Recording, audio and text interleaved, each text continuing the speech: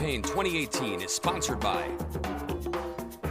Wisconsin Hospital Association, Wisconsin Counties Association, Wisconsin Realtors Association, Marshfield Clinic Health System, AARP Wisconsin, and Campaign 2018 partner Milwaukee Journal-Sentinel.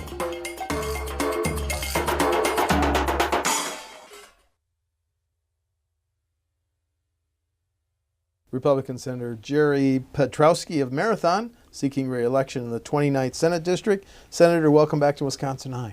Thank you, Steve. My question for incumbents, if you're re-elected, top priority in the next session, Senator? I actually have a whole list. Okay. Give us the two or three. Well, I think broadband across the Northwoods is really important. If we're going to compete in that 21st century economy, we're going to have to do something about broadband, not only for businesses, but for schools. Even you get up into the Northwoods, what you're seeing is that people coming to stay at the resorts, if you can't offer them broadband so they're connected, they're going to go someplace else. And so that has to be a priority. Certainly, our correction system is going to be another priority. I do a lot of work with local governments, and there's a whole issue there with spending money on corrections and on the court system.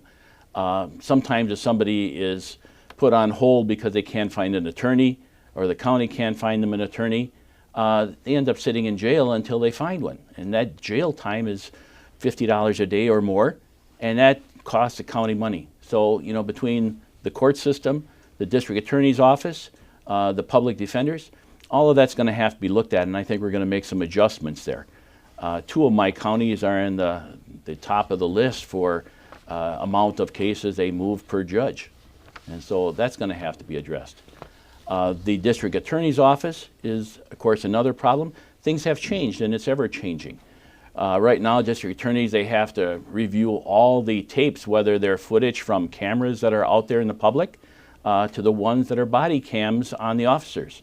So that's that much more additional work that they have to log and sort through and find out if there's evidence there or not, and defining what that evidence is. And so, there's a lot of issues there, and it's something that needs to be addressed. Let's start with another issue, the impasse in the Capitol over how we pay for highways, bridges, maintenance. Boy, there's still a gridlock. Do you see it being resolved? How would you like that impasse resolved, Senator? Well, I think we have to talk about what's real when we're talking about the issue of funding transportation. The big question is, do we have enough money, or is this just, a wish list? I think we have enough money, Steve. The problem is we're using too much of that money in debt service. Every 2 years, we're paying close to $800 million in debt service. And about 50% of that is actual paying down the payment, and 50% of it is interest.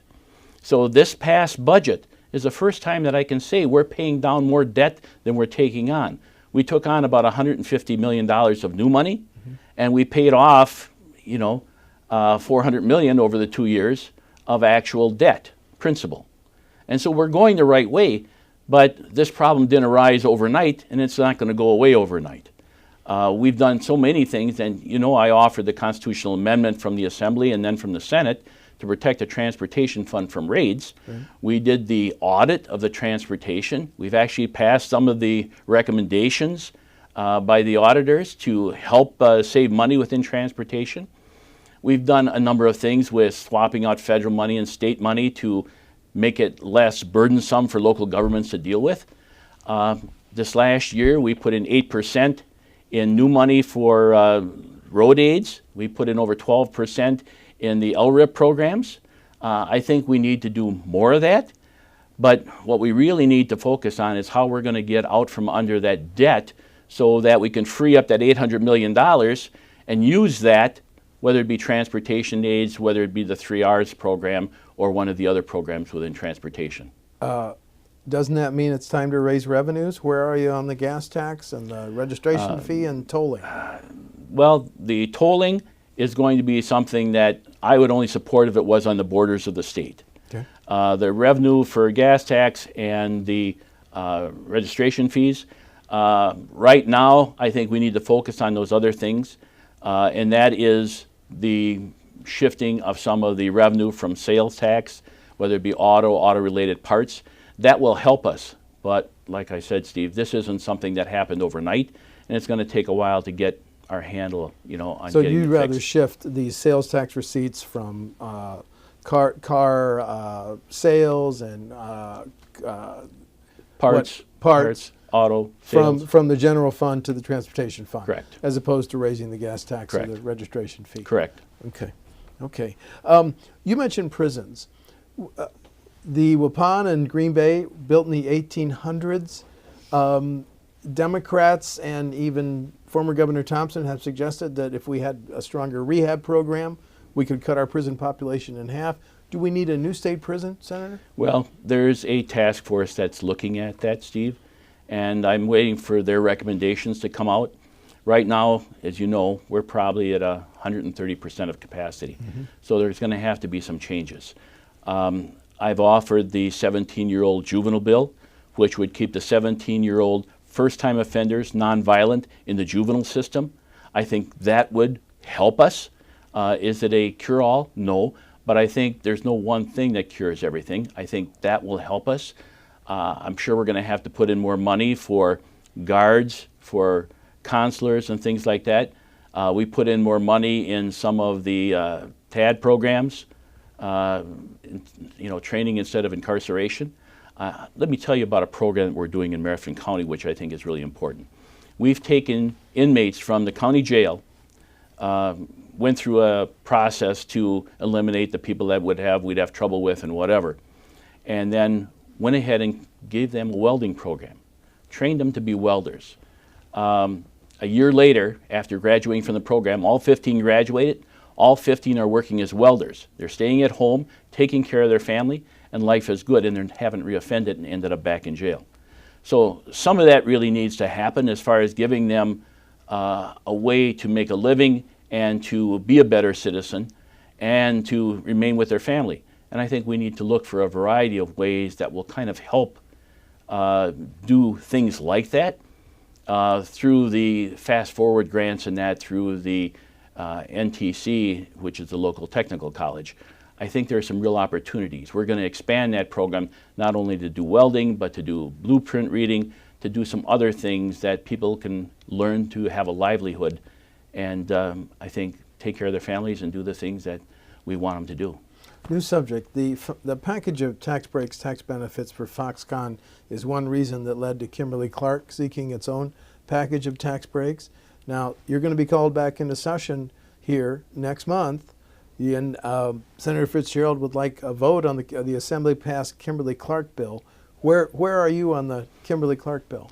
I have always been supportive of our paper industry, and we have lost way too many paper jobs through the years. Okay. Probably 10,000 paper jobs.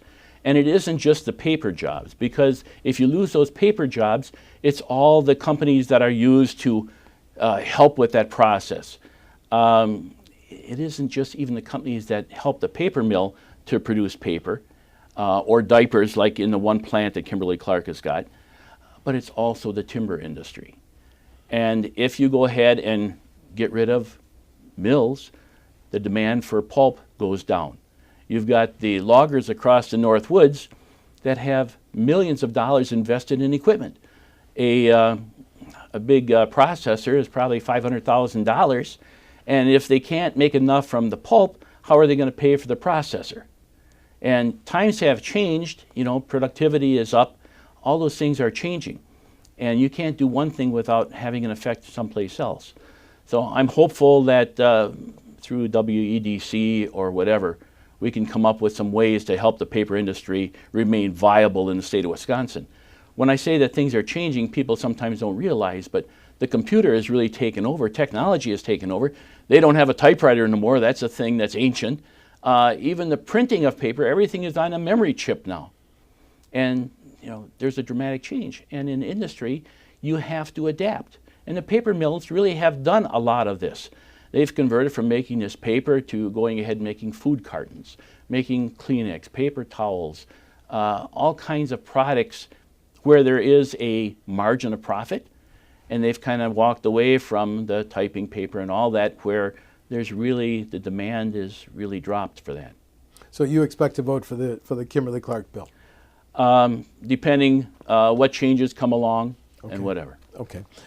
You work with local government officials, you mentioned on road aids, but some local government officials have been saying these levy limits that we've been under for 14, 15 years hurt our ability to provide local services. Do we need to keep levy limits to control property taxes, dial them back or loosen them, or get rid of them, Senator? Well, they've been in place for a long time, and I think you, like everybody else in the state, knows that property taxes have remained flat, at least for the last 8 years, and I think everybody is happy with that. However, in some cases, there are local governments that are really struggling. They don't have a huge tax base. There are some local governments that have not levied to the max. Some have. Some are looking at doing a variety of things. I guess I feel the sorriest for some that are in really rural Wisconsin because they have a lot of roads to maintain, and yet they don't have the resources to do it. So, you know, it's kind of a mixed bag. I don't want to see property taxes go up, but I think if we can find them a way to have revenue, we need to look at that. Putting more money into transportation aids would make a huge difference for local governments, because usually when they're short of money, it's for transportation. And the other thing on transportation that I think everybody needs to realize is it's just like putting a new roof on the house. If you don't do the maintenance when it's needed, seal crack, overlay, fixing the shoulders, you're going to spend a lot more money as we go down the road. And so they need to have the money when those things are required. If they do the things that are required, you can make a 30-year road last 60 years.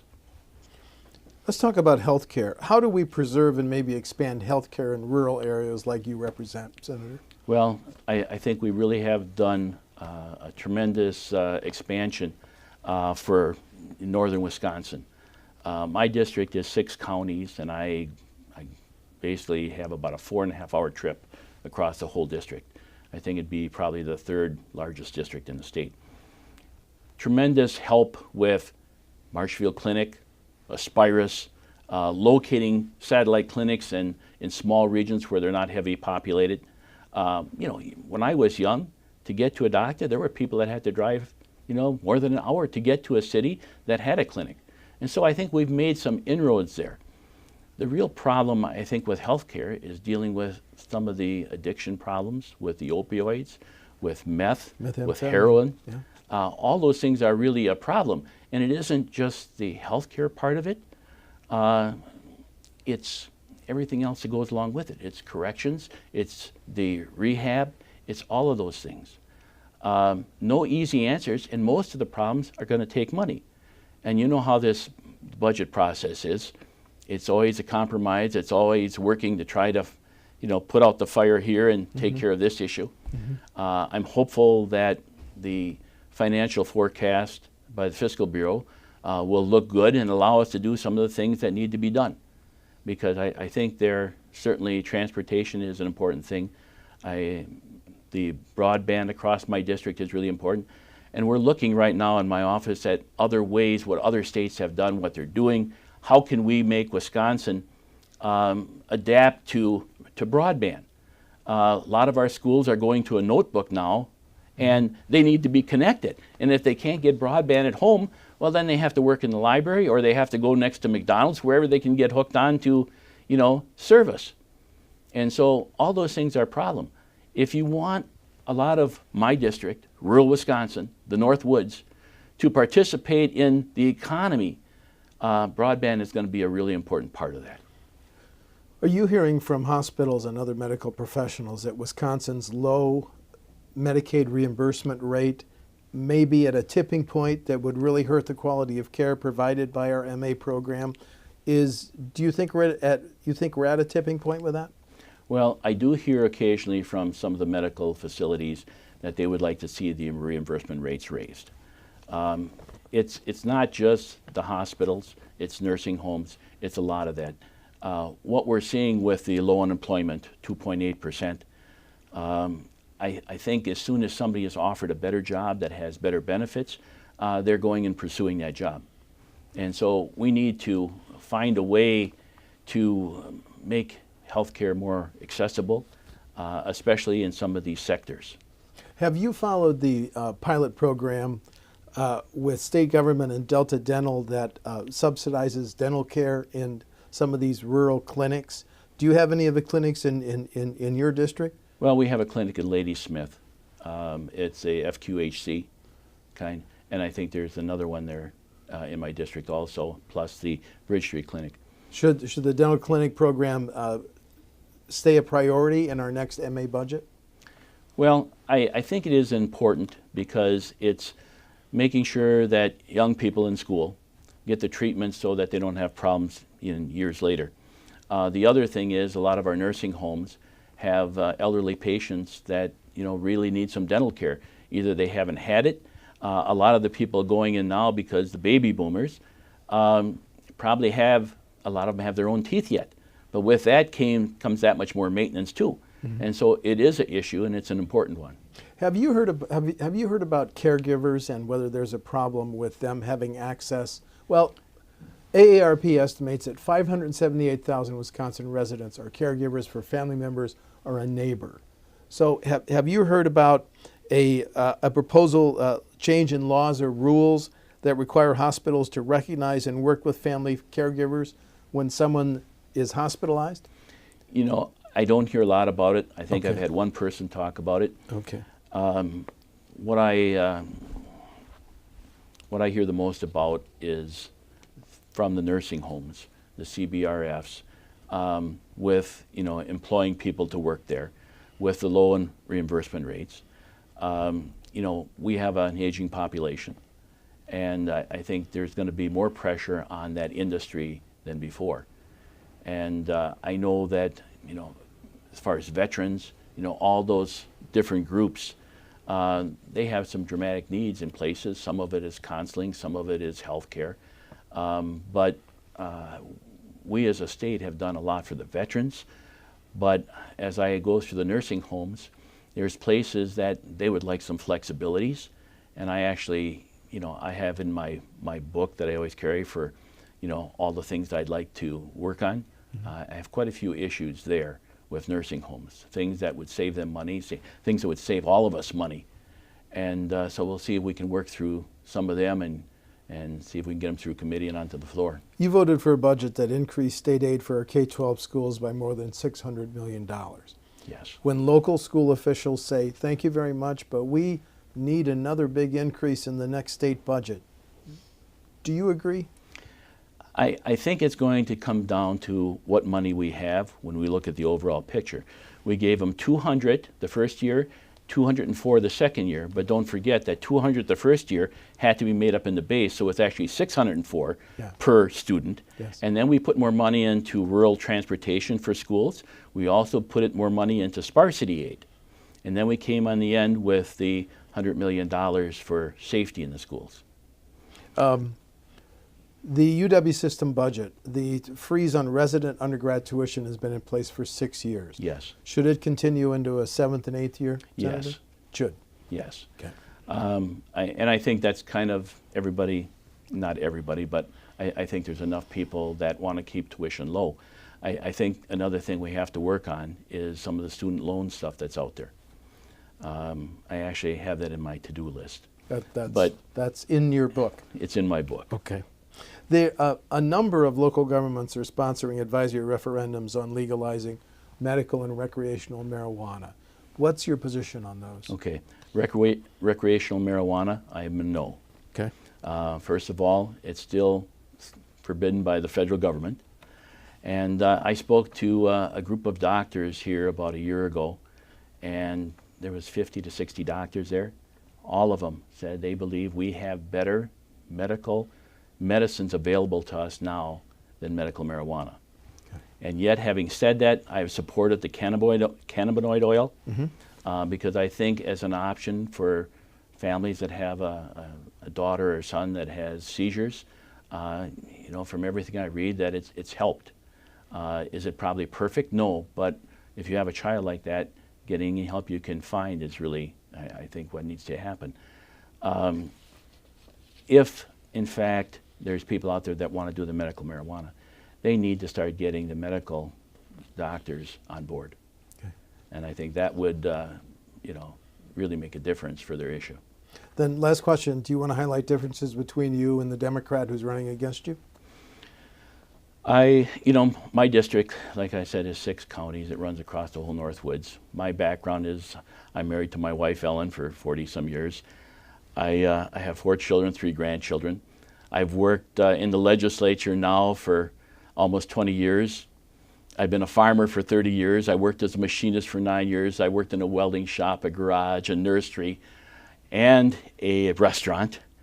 I've worked in Madison, across the aisle. In the last 4 years, I've had about 74 bills signed by the governor. Every one of them has been bipartisan. I have a lot of friends on the other side of the aisle, Steve, but I think if anything, I like to see things get done. I want to move the agenda, and I think that experience really helps the district to address the needs and the wants of local government and the citizens of my district. Republican Senator Jerry Petrowski of Marathon is seeking re-election in the 29th Senate District. The election is November 6th. Senator, thanks for talking to WisconsinEye. Thank you, Steve. Thank you. Campaign 2018 is sponsored by